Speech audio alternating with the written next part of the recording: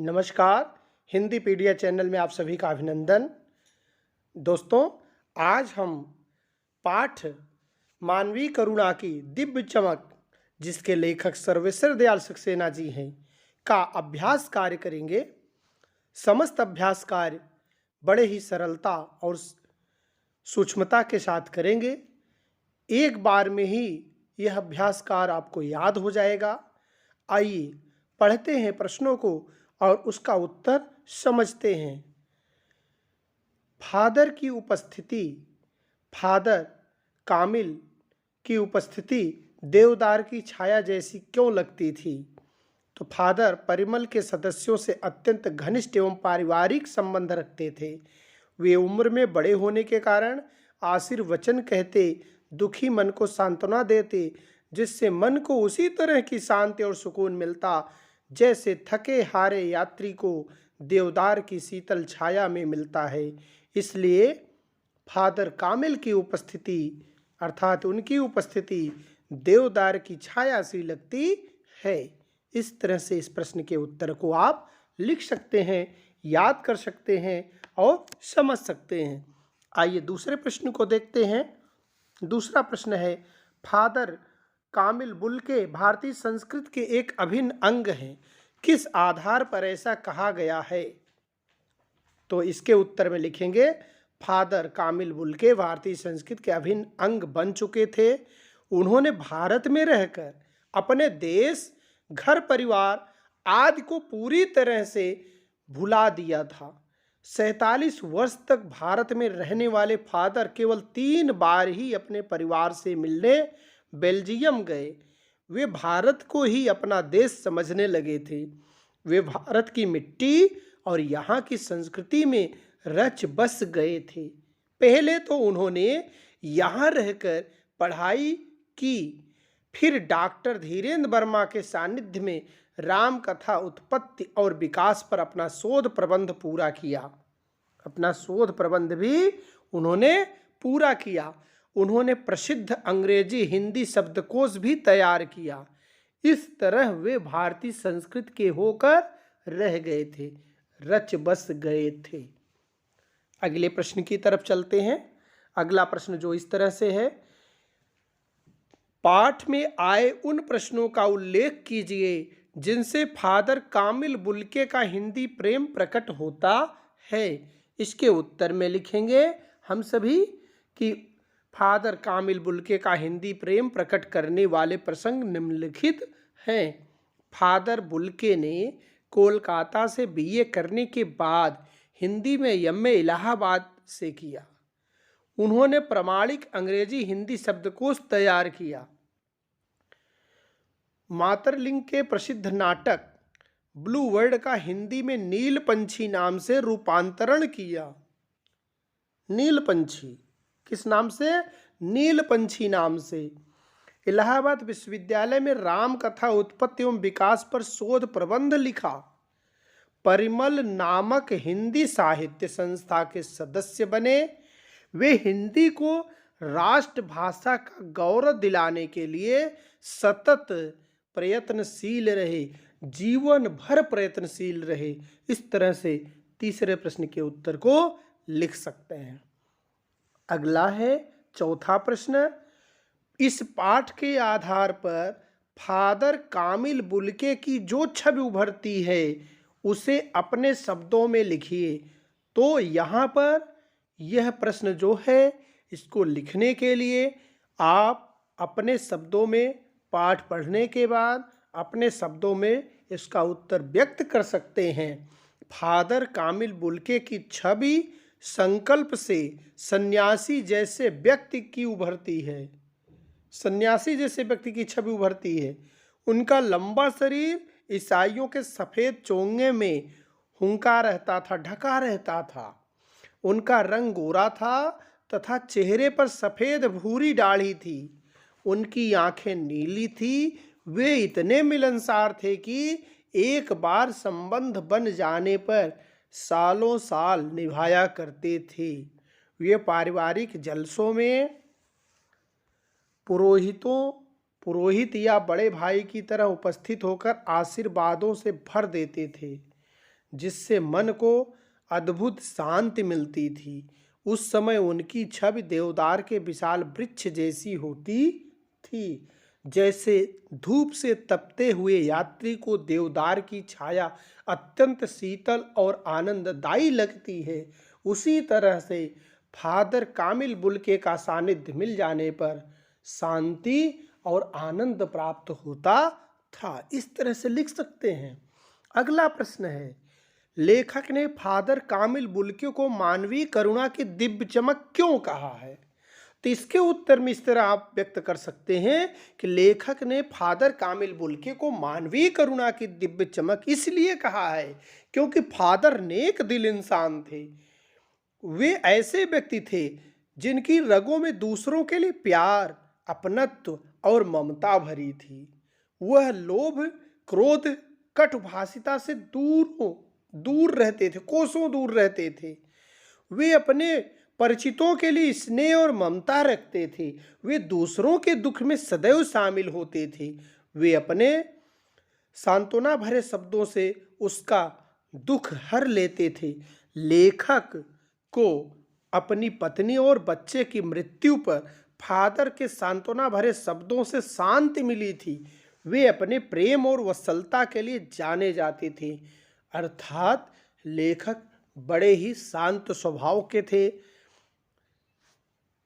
अगले प्रश्न की बात करें, फादर बुल्के ने सन्यासी की परंपरागत छवि से अलग एक नई छवि प्रस्तुत की है, कैसे? लिखिए। तो इस तरह से इस प्रश्न के उत्तर में आप लिखेंगे कि परंपरागत रूप से सन्यासी एक अलग छवि लेकर जीते हैं। उनका विशेष पहनावा होता है। वे सांसारिकता से दूर होकर एकांत में जीवन बिताते हैं। उन्हें मानवीय संबंधों और मोह माया से कुछ लेना देना नहीं होता है। वे लोगों के सुख दुख से तटस्थ रहते हैं, जुड़े रहते हैं और इस वंदना में समय बिताते हैं, ईश्वर की सेवा में समय बिताते हैं। इस तरह से फादर बुल्के परंपरागत सन्यासियों से भिन्न थे। वे मन के नहीं, संकल्प के सन्यासी थे। वे एक बार संबंध बनाकर तोड़ना नहीं जानते थे। वे लोगों से अत्यंत आत्मीयता से मिलते थे। वे अपने परिचितों के दुख सुख में शामिल होते थे। देवदार वृक्ष की शीतलता के समान दूसरों के जीवन में आनंद भर देते थे। इस तरह उन्होंने परंपरागत सन्यासी से हटकर अलग छवि प्रस्तुत की है। परंपरागत सन्यासी अर्थात वेशभूषा में सन्यासी बनने के बजाय वह हृदय से सन्यासी थे, अपने जीवन से सन्यासी थे, सबके लिए अच्छा चाहते थे, हित चाहते थे, सबका अच्छा करना चाहते थे। अगले प्रश्न पर चलते हैं। आ से स्पष्ट कीजिए, क नम आंखों को गिनना स्याही फैलाना है। अर्थात यहाँ उत्तर के रूप में लिख सकते हैं कि आशय यह है कि फादर की मृत्यु पर अनेक साहित्यकार, हिंदी प्रेमी, ईसाई, धर्मानुयायी एवं अन्य लोग इतनी संख्या में उपस्थित होकर शोक संवेदना प्रकट कर रहे थे कि उनकी गणना करना कठिन एवं उनके बारे में लिखना स्याही बर्बाद करने जैसा था। अर्थात उनकी संख्या अनगिनत थी। ख फादर को याद करना एक उदास शांत संगीत को सुनने जैसा है। आशय यह है कि फादर को याद करते ही उनका करुणामय, शांत एवं गंभीर व्यक्तित्व हमारे सामने आ जाता है। उनकी याद हमारे उदास मन को विचित्र सी उदासी और शांति से भर देती है। ऐसा लगता है जैसे हम एक उदास संगीत सुन रहे हैं, उदास से सना हुआ संगीत सुन रहे हैं, उदासी भरा गीत सुन रहे हैं। इस तरह से रचना और अव्यक्ति के प्रश्न को देखते हैं। 8वां प्रश्न जो है, आपके विचार से बुल्के ने भारत आने का मन क्यों बनाया होगा? फादर कामिल बुल्के ने क्यों बनाया होगा मन? तो इसके उत्तर में लिखते हैं, भारत की गणना प्राचीन काल से ही ज्ञान और आध्यात्म का केंद्र रही है। यह ऋषियों मुनियों की पावन भूमि है, जहाँ गंगा यमुना जैसी मोक्षदायिनी नदियाँ बहती हैं। इसी भूमि पर राम, कृष्ण, गौतम बुद्ध, महावीर, स्वामी गुरु नानक, रैदास, तुलसी आदि महापुरुषों ने जन्म लिया और अपने कार्य व्यवहार से दुनिया को शांति का संदेश दिया। फादर बुल्के इन महापुरुषों से प्रभावित हुए होंगे और भारत आने का मन बनाया होगा। बिल्कुल सही उत्तर है कि इन महापुरुषों के जीवन शैली से प्रभावित हुए और भारत आकर खुद महान बनने के लिए प्रेरित हुए। इस तरह से 9वें प्रश्न की तरफ चलते हैं। बहुत सुंदर है मेरी जन्मभूमि, रैम्स सैंपल। इस पंक्ति में फादर बुल्के की अपनी जन्मभूमि के प्रति कौन सी भावनाएं व्यक्त होती हैं? आप अपनी जन्मभूमि के बारे में क्या सोचते हैं? तो यहाँ लिखना होगा, बहुत सुंदर है मेरी जन्मभूमि, रैम्स चैपल। इस पंक्ति में फादर बुल्के का अपनी मातृभूमि के प्रति असीम लगाव प्रकट हुआ दिखाई पड़ता है। इसी लगाव एवं मातृभूमि से प्रेम के कारण उन्हें मातृभूमि सुंदर लग रही है। मैं भी अपनी मातृभूमि के बारे में फादर बुल्के जैसी ही सुंदर भावनाएं रखता हूँ। मेरी जन्मभूमि स्वर्ग के समान सुंदर और समस्त सुखों का भंडार है। यह हमारा पोषण करती है तथा हमें स्वस्थ एवं बलवान बनाती है। यह हमारी माँ के समान है। एक ओर यहाँ की 6 ऋतुएं इसकी जलवायु को उत्तम बनाती हैं, तो दूसरी ओर अमृत तुल्य जल से भरी गंगा यमुना प्राणियों की प्यास बुझाती हैं। मैं अपनी मातृभूमि पर गर्व करता हूँ और इसकी रक्षा करते हुए अपना सर्वस्व अर्पित करने को तत्पर रहता हूँ। इस तरह से होगा। अगले प्रश्न पर चलते हैं। भाषा अध्ययन से जो प्रश्न लिया गया है, पहला प्रश्न 10वां है। मेरा देश भारत विषय पर 200 शब्दों का निबंध लिखिए। मेरा देश भारत विषय पर 200 शब्दों का आप एक निबंध लिखेंगे। तो निबंध कैसे लिखना होता है? उसमें 4 बातें मुख्य होती हैं। प्रस्तावना होता है, विस्तार होता है, लाभ हानि होता है और उपसंहार होता है। इस तरह से यहाँ भी लिखा गया है। इसके बारे में आप ध्यान से देखिए कि प्रस्तावना में जो लिखा गया है, मेरा प्यारा देश, मेरी जन्मभूमि, मेरी मातृभूमि, मेरा देश दुनिया के नक्शे पर एशिया महाद्वीप के दक्षिणी भाग पर स्थित है। महाराज दुष्यंत और शकुंतला का वीर महाप्रतापी पुत्र भरत, उन्हीं के नाम पर हमारे देश का नाम भारत पड़ा। इसे हिंदुस्तान भी कहा जाता है। भारत का इंडिया नाम कैसे पड़ा, अभी हम परिचय कर रहे हैं। निबंध में सबसे पहले प्रस्तावना होती है जिसमें हम परिचय करते हैं। दरअसल भारत का इंडिया नाम अंग्रेजी की देन है। इंडिया शब्द की उत्पत्ति इंडस शब्द से मानी जाती है और सिंधु नदी, जो अंग्रेजी भाषा में इंडस कहा जाता है, पहले सिंधु नदी के आसपास का पूरा क्षेत्र भारत का ही हिस्सा हुआ करता था। अंग्रेजों ने इसी शब्द को लेकर भारत को इंडिया कहना शुरू कर दिया, जो भारत की आज़ादी के बाद भी अब तक चल रहा है। इसलिए इंडिया, भारत, हिंदुस्तान आदि नाम कहे जाते हैं। अब आते हैं भारत के राष्ट्रीय प्रतीक क्या क्या हैं। यहाँ के राष्ट्रीय प्रतीक क्या क्या हैं?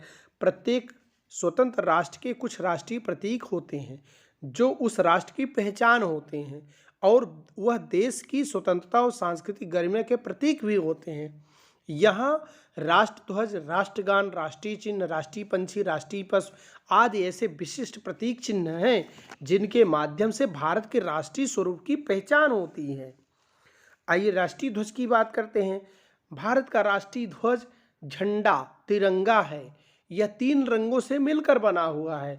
सबसे ऊपर केसरिया, जो वीरता, साहस और महानता, त्याग, बलिदान का प्रतीक होता है।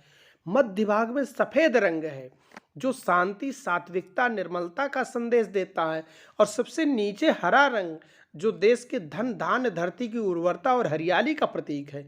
झंडे के मध्य भाग में एक गोला चक्र बना है जिसके बीच में 24 तीलियां हैं। यह नीले रंग का है। यह चक्र सारनाथ के अशोक स्तंभ से लिया गया है जो जीवन की गतिशीलता को प्रदर्शित करता है। इसी तरह से राष्ट्रगान की बात करें, हमारा राष्ट्रगान गुरुवर रविन्द्रनाथ ठाकुर द्वारा रचित जन गण मन है, जबकि बंकिम चंद्र चटर्जी द्वारा रचित वंदे मातरम को राष्ट्रगीत का स्थान दिया गया है। इसी तरह भारत का राष्ट्रीय चिन्ह जो देखते हैं हम, उसकी बात कर लेते हैं। भारत का राष्ट्रीय चिन्ह सारनाथ के अशोक स्तंभ से लिया गया है। इसमें 4 सिंह हैं, शेर हैं, किंतु चित्र में सिर्फ 3 ही दिखाई देते हैं। इन सिंहों के नीचे घोड़े व बैल के चित्र बने हैं। इन 2 चित्रों के बीच में एक चक्र बना है। इसके नीचे सत्यमेव जयते लिया गया है, जो मुंडकोपनिषद से ग्रहण किया गया है। भारत का आदर्श वाक्य भी सत्यमेव जयते ही है। और आगे बात करते हैं, भारत का राष्ट्रीय फूल क्या है? राष्ट्रीय फूल कमल है, तो राष्ट्रीय पंछी मोर है। भारत का राष्ट्रीय पशु क्या है? भारत का राष्ट्रीय पशु बाघ है। इसके अलावा भारत का सर्वोच्च राष्ट्रीय पुरस्कार भारत रत्न है, तथा राष्ट्रीय फल के रूप में फलों के राजा आम को मान्यता दी गई है। भारत की राष्ट्रीय नदी गंगा, राष्ट्रीय खेल हॉकी और राष्ट्रीय पेड़ बरगद को माना गया है। इस तरह से भारत की कुछ विशेषताएं यहाँ बताई जा रही हैं। इसको भी लिख सकते हैं, यह दुनिया का एक अद्भुत, अनोखा और बहुत सुंदर देश है, जहाँ अलग अलग धर्म, संप्रदाय, जात के लोग एक साथ मिलकर रहते हैं और दुनिया को अनेकता में एकता का संदेश देते हैं। इस देश में एक नहीं, हजारों विशेषताएं हैं। इनमें से कुछ निम्न हैं। भारत दुनिया का सबसे बड़ा लोकतांत्रिक राष्ट्र है। भारत के उत्तर में गिरिराज हिमालय सीना ताने खड़ा है, तो देश के दक्षिण में हिंद महासागर तथा पश्चिम में अरब सागर विराजमान है। पूर्व में बांग्लादेश और ब्रह्मादेश हैं। गंगा, यमुना, ब्रह्मपुत्र, सिंधु, गोदावरी, कृष्णा, कावेरी, नर्मदा आदि हमारे देश की पवित्र पावन नदियां हैं। इन नदियों के कारण ही हमारे देश की भूमि इतनी उपजाऊ है। भारत माता के माथे के मुकुट कश्मीर को धरती का स्वर्ग कहा जाता है, क्योंकि इसकी प्राकृतिक छटा अत्यंत सुंदर, मनोहारी है। इसलिए यहाँ विश्व भर के पर्यटकों के आकर्षण का केंद्र रहती है। भारत दुनिया का सबसे प्राचीन देश है। इसकी गिनती दुनिया के सबसे पहले सभ्य होने वाले देशों में होती है। यहाँ की प्राचीन संस्कृति बहुत ही गौरवशाली और समृद्ध है। भारत में इस वक्त लगभग 130 करोड़ की जनसंख्या निवास करती है।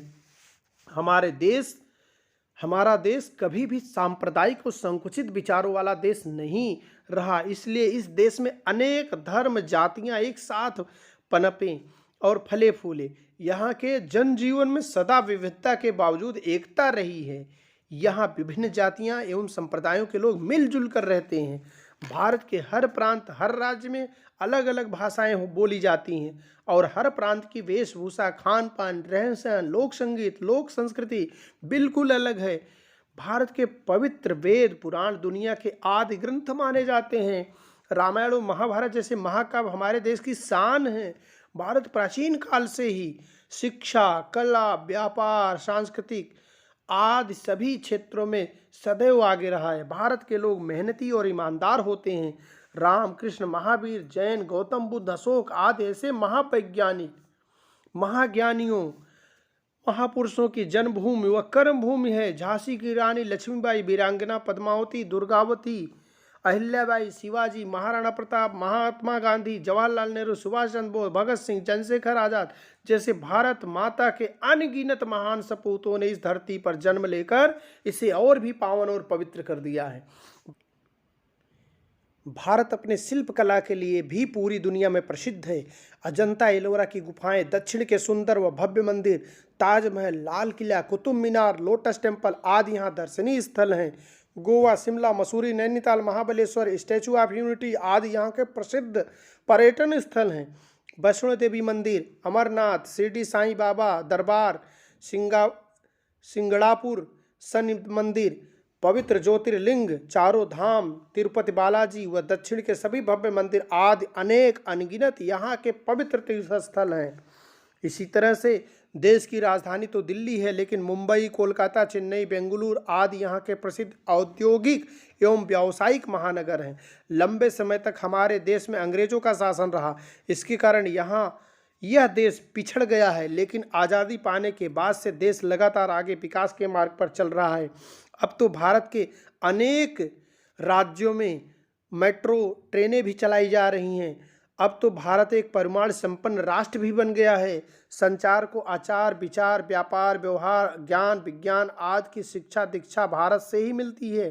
पूरे संसार को क्षमा, उदारता, करुणा की त्रिवेणी इस देश में प्राचीन काल से ही बहती आ रही हैं। संयम, सत्यता, त्याग, अहिंसा, विश्व बंधुत्व की भावना सदा भारतीय जीवन के आदर्श रहे हैं। यह देश दिन प्रतिदिन विकास के पथ पर अग्रसर है। आज इस देश के वैज्ञानिकों, इंजीनियरों, डॉक्टरों, कारीगरों की प्रतिभा का लोहा पूरी दुनिया मानती है और उनके सामने अपना सिर झुकाती है। आकाश की ऊंचाइयां या पाताल की गहराइयां, परमाणु बम बनाने से लेकर मिसाइलों का परीक्षण तक, सब में भारत ने अपना परचम लहराया है।